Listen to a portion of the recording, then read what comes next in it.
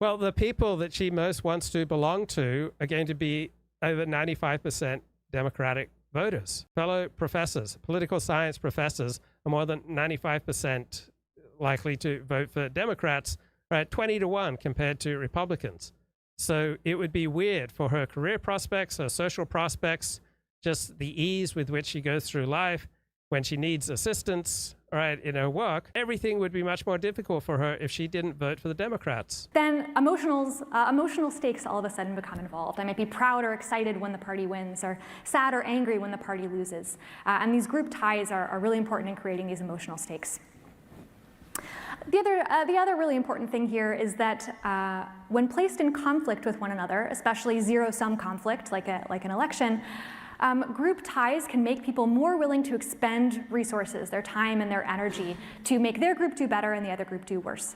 And absent these kind of group attachments, people are less willing to engage in these costly behaviors on behalf of their team. So the other set of things groups can do have to do with the brain, and to my view, these are even more important. Groups can really help people understand political conflict and make education. Right, so we don't do our most important thinking just in our brain alone, right?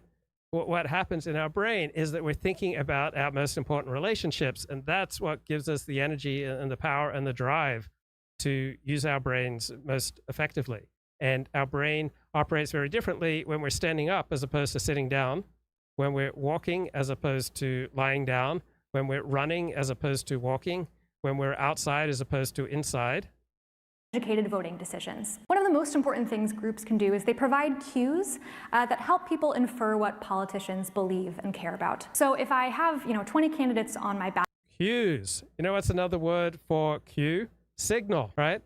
We live by cues. We live by signals, animal signals. We signal. To signal virtue is virtuous, right? Do you want to be signaling the opposite of virtue? You want to be signaling that you're a horrible person? That's absurd. So this conservative contempt for virtue signaling is insane, right? We are constantly operating on the basis of cues, right? If you're at all effective with other people, you're reacting to cues. Right, if you talk for more than 5 seconds to someone without checking in to see how they're dealing with what you're saying, right, you're not operating effectively. You're looking for cues. You're looking for signals. Right? There's no way to live except via cues and via signals. And if you want to have success in life, you need to be signaling that you're a good person, that you're a virtuous person, that you're aligned with the hero system of the people who are most important to you. And you will signal that by how you dress, and how you speak, and how you conduct yourself. Ballot, I might go to the website of each of those candidates and look at all of their different policy positions. And that would take a very long time and is not really necessarily a good use of my resources. Because if I have in front of me a race where one candidate is a Democrat and the other is a Republican, I can infer with 99% accuracy their opinions on almost all the issues they're going to legislate on in a national political contest. So it's a huge time-saving.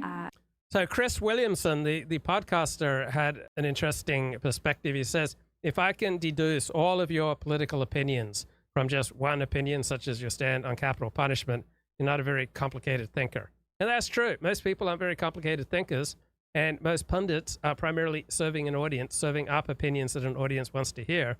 And so they tend to be highly predictable. Heuristic to be able to use party identification or party membership. Right, we operate on heuristics, all right? Heuristics are good enough cues for making better than average decisions. So if you're walking down the street and everyone in front of you is suddenly rushing, running in a certain direction, all right, it's a pretty good heuristic that you should follow them. To infer a whole host of political beliefs. And of course, this is true of party for partly institutional reasons, but you might also think if a candidate says they're a feminist, or a candidate says they're a union member, or they're in the NRA. So most people don't have a deep understanding of feminist or of Christian theology or of Jewish law or any other cues or virtue signals, right? They just have a basic sense that this is good or this is bad, but for me. And what's good and bad for you is largely dependent on how it situates you with the people who are most important to you. Right? You're not going to build a good life without good relations with the people who are most important to you. NRA or something like that. You can infer without doing any more research what that candidate thinks about a number of issues that might be important to you. So these group labels can help you make judgments about what candidates will do and care about and how they'll vote at a really minimal informational cost. On the other side of things, so what's another term for minimal informational cost, right? Heuristic or cue or signal, right?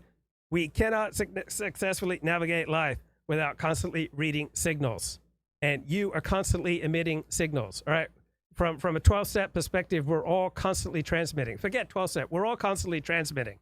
We're all constantly sending signals. I'm sending signals by the way I dress, the way I speak, the topics that I choose, the sources that I cite, right? Because there are people who I most want to connect with, all right? The profession that dominates my friends who are most important to me is philosopher. So I most want to fit in with philosophers. And so that acts as an attraction that leads me in certain directions so that I'm sending cues and signals in that direction that philosophy is important to me. Groups can help people make sense of issues. So I referenced the idea of estate tax reform earlier. If there were an estate tax reform proposal in Congress and someone wanted to learn whether to support or oppose that policy, they could find the bill text, or they could find a summary that someone wrote of the bill text, and they could figure out exactly what it was going to mean for people in their level of wealth. But that, again, is a lot of effort that a lot of people are not willing to exert.